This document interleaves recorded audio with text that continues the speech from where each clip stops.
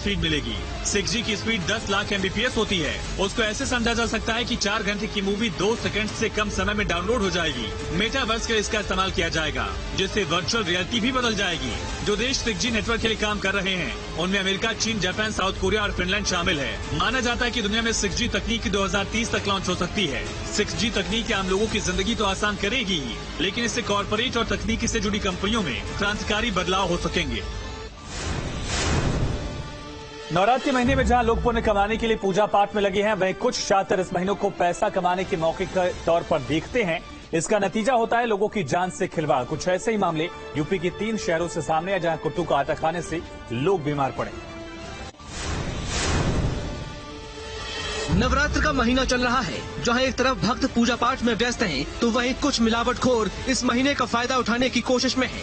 मामला गाजियाबाद का है, जहां 50 से ज्यादा की तादाद में लोग कुट्टू का आटा खाने से फूड पॉइजनिंग का शिकार हो गए, जिन्हें इलाज के लिए अलग अलग अस्पतालों में भर्ती कराया गया है।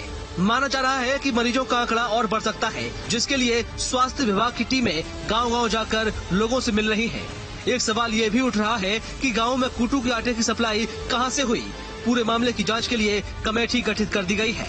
वहीं फिरोजाबाद में भी इस तरह का मामला सामने आया है, जहां कुट्टू के आटे से बनी पकौड़ियां खाने से अलग अलग परिवारों के 17 लोग फूड पॉइजनिंग का शिकार हो गए।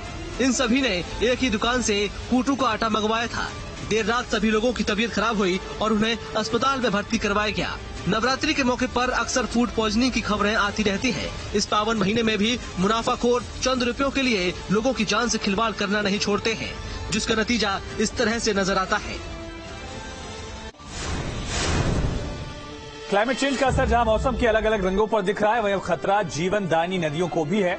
खतरा इस बात का है कि कहीं आस्था की पतवार थामने वाली मोक्षदायिनी गंगा इसका शिकार न हो जाए।